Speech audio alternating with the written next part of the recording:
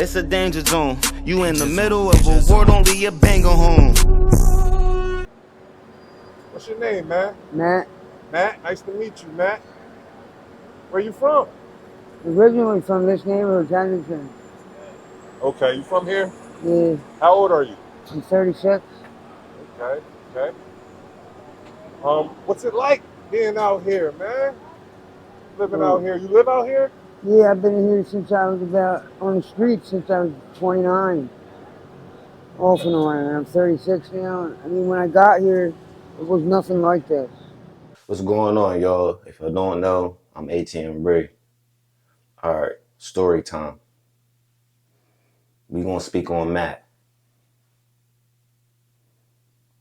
Matt, Matt was one of the interviewees that All Time Media had interviewed, and unfortunately, he passed away a few months ago. All right, so we gonna speak on how we met Matt, his circumstances, and everything. All right, so about 8 months ago, we was in the Kensington section of Philadelphia. To be very specific, we was on Kensington and Allegheny, right? By the train station, right? We just did a couple interviews already. We was about to wrap it up. Like, we was done for the day. Um, I saw Matt lying on the floor. And it's like, you ever felt somebody's eyes staring at you? I felt Matt like staring at me. Like, so we staring at each other. We locked eyes. And then we looked at each other. And then he just put his head down, like, just sad. Like, we locked eyes. He was on the ground, sitting down. You know what I'm saying? He was on the ground, sitting down. We gave each other eye contact. And then right after, Matt did one of these. You know what I'm saying? So, I'm like, oh yeah, we got to interview him. We have to. I already did a couple interviews. So I let, one of the all-time media interviewers interview him. And I held the camera, you know what I'm saying? So I was there behind the scenes the whole way forth, So when I tell you, I never seen nothing like this in my life. I would like, I want to cry, bro. I want to cry. So before we even asked him if he wanted an interview to tell a story, um, we asked him if he needed us to take him to the hospital or anything. Like, yo, you need any help, bro? Like, he had open wounds, flies flying all around the wounds and stuff like I never seen that. I never seen a bunch of flies follow a living person around, bro. You know what I'm saying? It's like he RIP'd already, but he was alive. Um, he said no. He said every time I go to the hospital, all they do is put creams on my wounds and send me on my way. I'm like, for real? He's like, yeah. So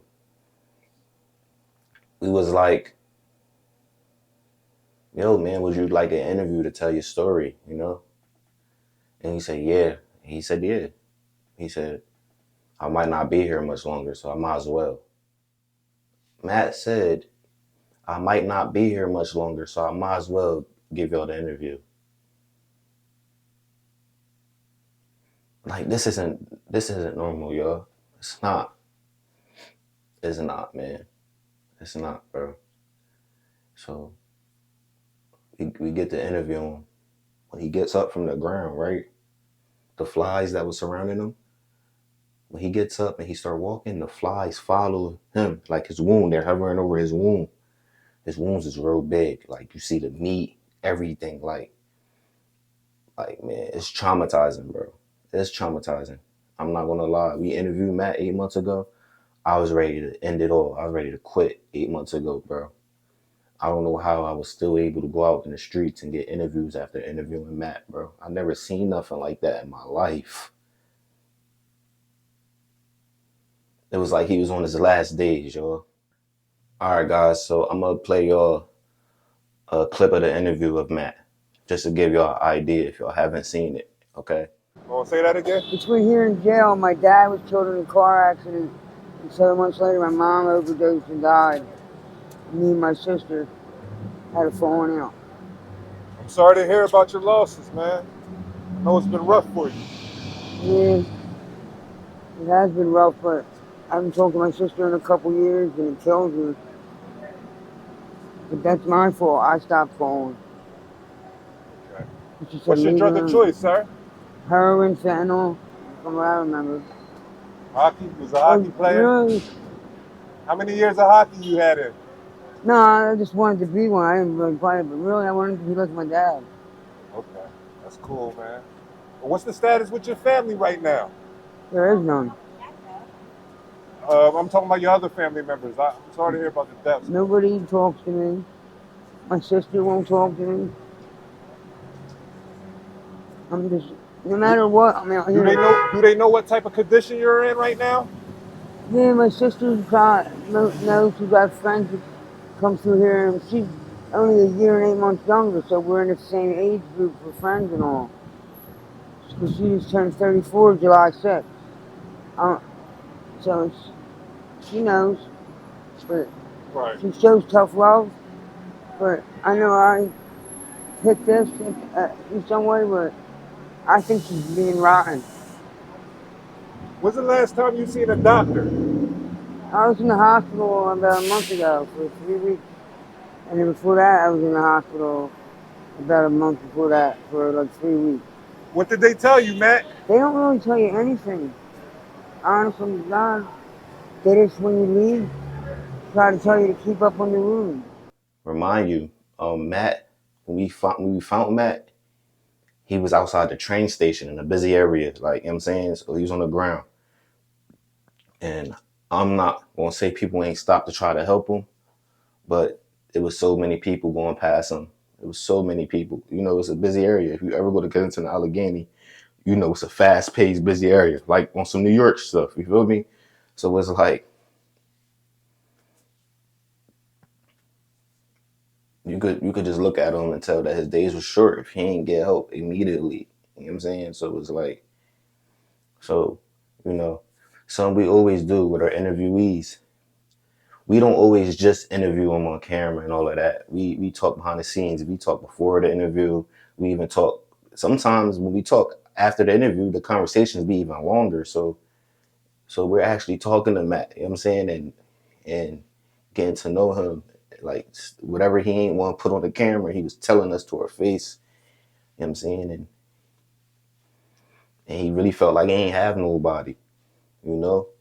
But on his interview, he did speak very well of his sister, whoever his sister is. He spoke very well of his sister on camera and off camera.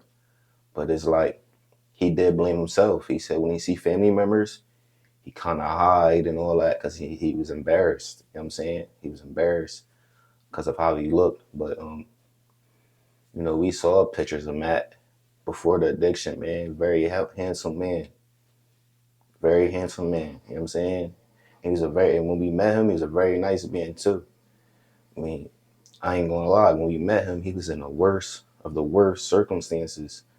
But he was very nice to us, kind of us off camera, you know, very nice guy, man. Like, but I'm not gonna lie,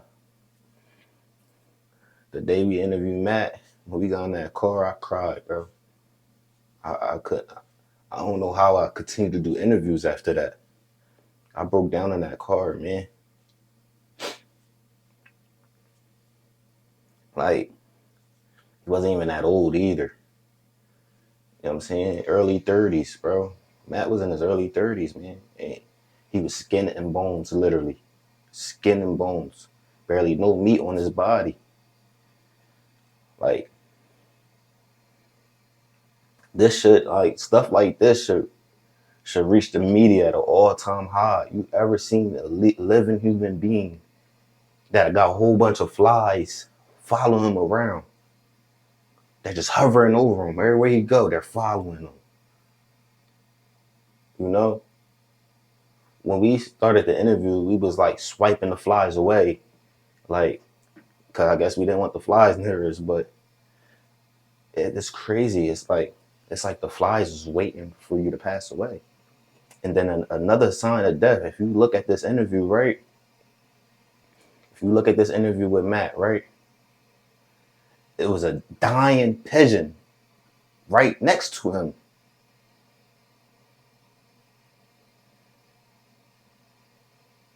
Not for real.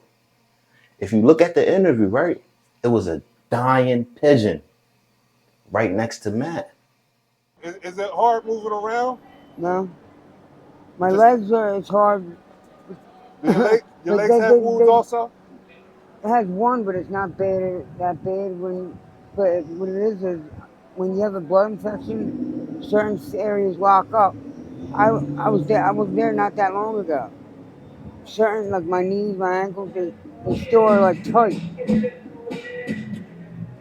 How do people treat you out here, Matt? It all depends how they look at this lifestyle. The lifestyle? Yeah.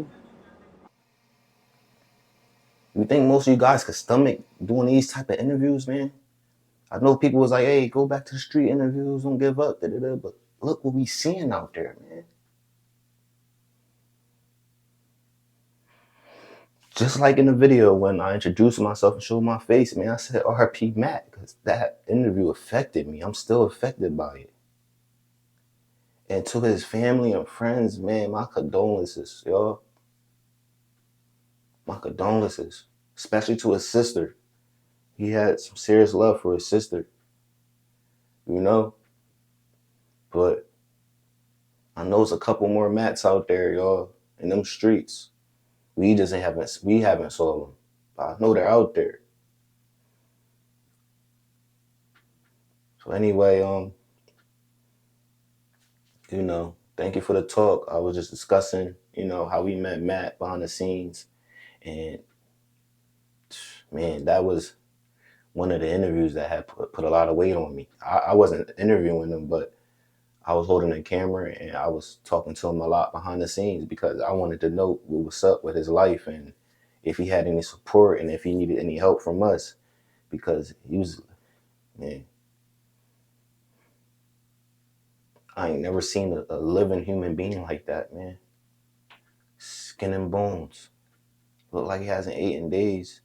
He said he'd take hospital trips. He said all they do is put cream on his wounds and send him on his way. He needed more help than that, y'all. He needed way more help than that. You could look at him and tell that he needed more help than that. Now, I'm not blaming no hospitals or anything because I don't know if he was discharging himself on purpose, you know what I'm saying? Because I know some addicts do that. They go discharge themselves, but man, that was frightening, y'all. Anyway, please like, comment, and subscribe. Tell me how y'all feel. The full interview link of Matt will be in the description below. Okay. Are you afraid to die, Matt? Yes, but no. Say that again? Yes, but no. Yes, but no. Once you get clean, Matt, what's the first thing you gonna do? Go see my sister. Okay, you miss him, huh? Any kids? Nah, No, that's good. You see yourself getting married one day, man? not really. Not really. Why not? There's a lot into that. I have to worry about myself if I get to that point of being clean and all that. What type of impact has Kensington had on your life, Matt? Everything up to in the past, everything really right now, and especially the past 5 years, and with my whole family, both sides of my family are from the neighborhood. So it's hard, like, I gotta sometimes not try to see people, all that. I don't say nothing to people when I just try to duck them. Because this is what happens, this is what I picture it. It's embarrassing. It's a danger zone. You in the middle of a war, don't leave your banger home.